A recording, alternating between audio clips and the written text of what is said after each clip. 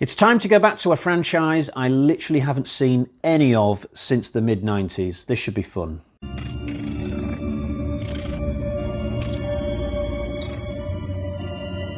So Puppetmaster came out in 1989, but this isn't the one that I saw. So this was a first time watch for me the other night. The one that I watched when I was a teen was number 2. I rented it out from my local video store. I really liked it. I watched it twice before I had to take it back, and I might have rented more of them out, but for the fact that my video store didn't have any more to borrow. And what you've got to remember as well is that back in the mid-90s, there might not have been more than about 3 Puppet Masters out at the time. But I always meant to go back to this series, and I just never did. And next thing, 25 years had passed, and I still hadn't gone back to it. But that changed the other night because I got myself a Blu-ray copy of the original Puppet Master. I watched it, and today I'm going to be reviewing it. I kind of like the idea of reviewing the whole series of this, though I do reserve the right to drop out at any point if the films just start to get too shit. I mean, this isn't the most famous of franchises, so I do worry about the quality as we go along, especially. But then again, you know, even the most famous of the horror franchises, Halloween, Friday the 13th, they have their weak entries. I don't mind the occasional bad film in any franchise. I just don't like it when it starts to become every single film, you know, bad film, bad film, bad film, and it starts to become a chore to put the next one into the DVD player, so to speak. So if you don't know what Puppetmaster is, I guess the closest thing to it would be Child's Play in my mind, except we're dealing with evil puppets rather than evil dolls, and in this instance there's a group of them instead of just one. And the puppets in this film are completely quiet. They can't talk like Chucky can. The story, though, is quite complicated, I found. I was expecting this to be just a very simple affair, a fun but otherwise simple affair, a group of people in a single location getting terrorized by the puppets, and at the end, you know, 1 or 2 lone survivors would get the upper hand. It's a lot more convoluted than that. There's quite a lot to unwrap in this film. So we begin with a flashback scene in 1939. There's a guy called André Toulon. He's a Nazi, and when we pick up the action, he's in the middle of designing puppet after puppet, and he's using some kind of Egyptian spell to bring them to life. But 2 other Germans turn up at the hotel where he's staying. He's staying at this place called the Boyega Hotel, I think it's called. It's right on the coast of America, on the California side. Now, these Germans, we never find out why they're turning up at this place to assassinate Toulon. It could be, I guess, because Hitler has found out that this guy's making magic puppets and he wants them for himself, a bit like with the Ark in Raiders of the Lost Ark. Or it could be that Toulon is just a deserter of some kind living in America, and therefore Hitler has sent a couple of guys out to get him. We never find this out. But Toulon sees these assassins coming, so he commits suicide rather than be killed by them. And he also manages to hide his puppets in this secret compartment in the wall of his hotel room. So these puppets are therefore protected, and presumably they stay there for decade after decade, because we then move to 1989. And this is the part of the film where I thought to myself, okay, a random bunch of people are going to turn up at this hotel, the puppets will escape from the wall, and then we'll just get quite a conventional slasher film at this point. But it's more complex than that. Our main group of characters in this film are a group of psychics and mediums, and they don't go to this hotel by chance. They actually go there because of the puppets, because of the magic behind them. Through their abilities, they have come to realize that there is this magic. There was this weird guy at the hotel producing these things, and so they're going to this hotel to sort of investigate that. And when they get there, they realize that one of their number has already previously gone to this hotel and been there a while conducting his own investigation, but he's died in mysterious circumstances. So now they are doubly sure that this magic exists, or the puppets might exist. It's not entirely clear, because the beginning of this plot is a little bit confusing, because at one moment we're just sort of getting to meet these characters in other locations, and then the next minute, boom, they're all together at the hotel, and we sort of have to play catch up a little bit. But it's certainly a fascinating approach to a slasher film, having these types of character and having them already be aware of the threat before they get to the location. And they all have different abilities as well. So one of them can actually do spells. Another one of them can see the future in their dreams, and that potentially could help them as this film goes on. Another one of them can touch objects and then see the past in relation to that object or the room that object is in. So all these people, as well as being longtime friends, they all have things that could potentially help them survive the puppets, which is definitely a fascinating aspect of Puppetmaster that I didn't expect coming into it.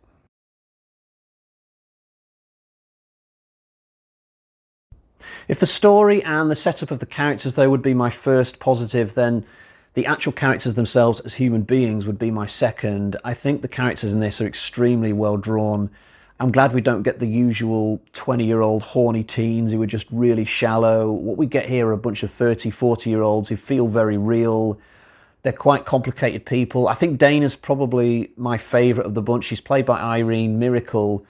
Now, the weird thing about Irene Miracle being in this film is that I literally watched Inferno about a week and a half ago, the only other film I've seen Irene Miracle in. So when her name popped up at the start of this on the credits, I was like, Jesus, that's a coincidence. How many times does that happen? You're watching one film one week with somebody in, and then a week later, by pure coincidence, they'll just turn up in another film that you watch. When I was watching Inferno, I did like the part that Irene Miracle plays, but I presumed that it was an Italian actress because she doesn't have much dialogue, even though she's on the screen a lot.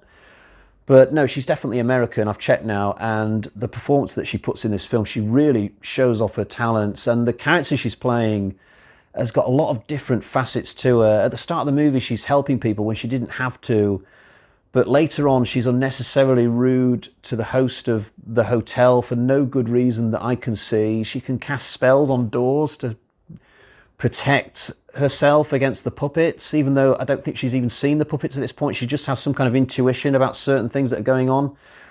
I presumed throughout the movie that she was one of the few characters in this not interested in sex, but towards the end of her role, she starts flirting with a guy.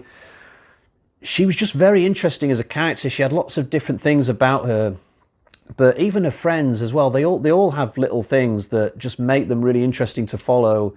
There's a guy called Frank who is sort of the most sexually active of the group. He's got his partner with him, and they go to bed at one point, and earlier on in the story, even at work, they're doing psychic work related to sex. From what I can gather anyway, it's a very short scene that we get at the start of this film that shows that. But in a more poorly written version of this film, he could have been a bit of a comic character who just jokes about sex all the time and can get a little bit irritating. But he's so well written because at times he'll be all flirty and talking about sex, and at other times his wife will be being a little bit sultry with him, but he'll ignore that, and instead of going down that path, he will try and get her mind back on the main case. So he's a well-written guy, and the wife herself, I think her name's Carissa or Clarissa, she does this really funny thing where she'll be lying around in a part of her hotel room, and she'll suddenly realise through her own ability that many years ago on this exact same spot that she's sat in or lying on, other people were having sex. So for example, she's in the bathtub at one point and she suddenly realises that two lesbians were having sex in this same bathtub. And she not only realises that, but she can sort of enjoy what they were enjoying through the memory. So she'll start writhing around enjoying other people's memories from like years ago. It's really weird, but it's funny. And she does the same thing on the bed as well in the hotel room. She realises that two famous actors were having sex on the bed. And so she starts writhing around enjoying that as well. But it never gets too comic. It's never played like a joke. I'm still sort of watching it in a serious way, but I'm sort of mildly amused at the same time. Even when this couple, when they have their death scene, which is just happens to be when they finally get down and dirty and start doing it with each other, it's not played for laughs. It's not played like a sequence of unfortunate events that's a little bit comic. It still feels like a really pure horror scene with things going badly wrong. You're still totally into it, but when you look back on a lot of the scenes involving this couple, these particular two, they are quite funny in a way. The only character out of everybody in this film that I didn't really find myself liking that much is the character Megan, who owns the hotel. She's the only person in this film who doesn't really have an ability of any kind, and I think that's possibly one of the reasons why I didn't really take to her, because I was so fascinated with all the characters who did have abilities, who came to the hotel as friends previously and are thoroughly invested in the plot. She was kind of left to one side for me. And I say that despite the fact that she does make it to the end, though I get why that had to happen, but certainly I generally preferred all the others.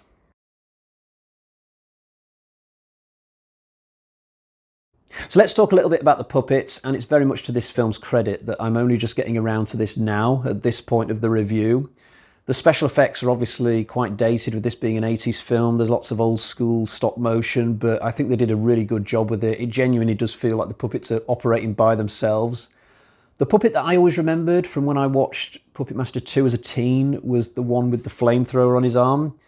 Now, he's not in this, so I'm guessing that he comes into it in time for number 2. It's going to be very interesting as I go through these films, seeing which puppets keep coming back time and time again, which ones get killed off. It's going to be fun to keep tabs on that. I think my favourite one in this movie was the Leech Woman. I mean, she's just pure horror. When she gets on top of Frank in his death scene, I thought she was going to bite his dick off. I thought that was where we were headed. But the thing she does with the leeches coming out of her mouth, it's so disgusting, but also unexpected. I absolutely loved it. From a purely aesthetic perspective, I think Blade is the best. He has a great look. The only reason I know his name, by the way, is because on the back of my Blu-ray box, it says the names of all the puppets. It also says that the one called Jester is the brains of the operation. Now, I didn't see any evidence in this film that there was any one puppet more important than the others, so whether the box is referring to something that comes to light later on in the series, I don't know. This film, though, does a really good job of not letting the personalities of the puppets overwhelm the movies.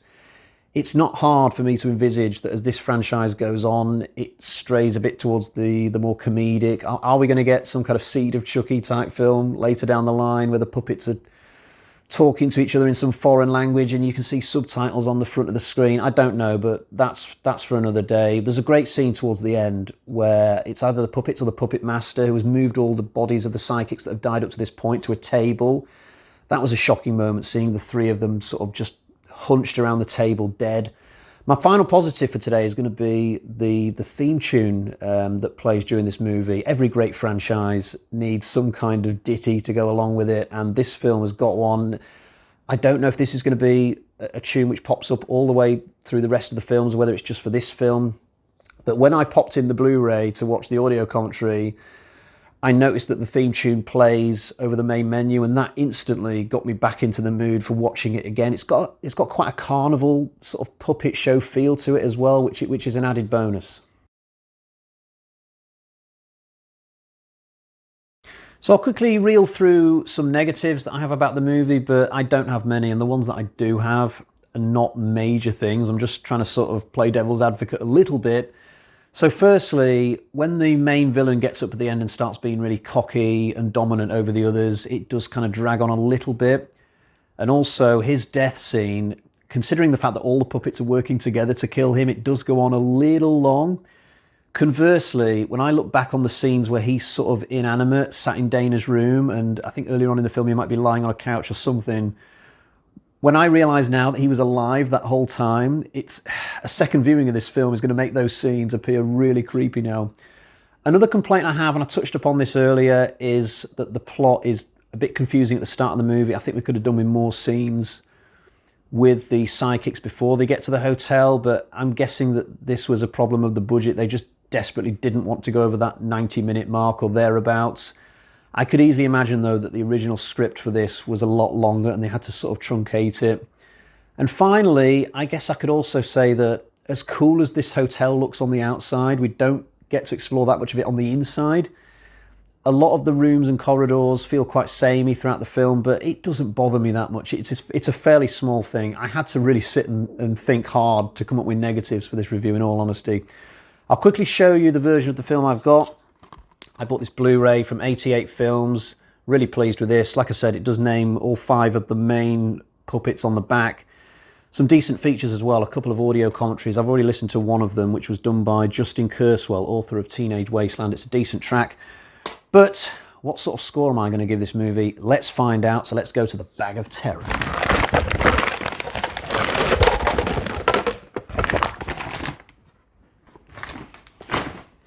So we've got 1, 2, 3,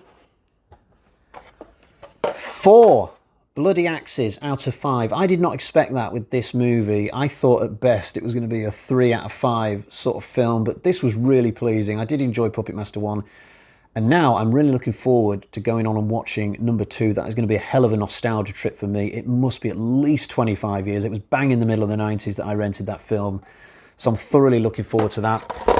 I will definitely do a review for it. It won't be my next video, but it will come fairly shortly. But until next time, I guess I will say cheerio. Bye-bye.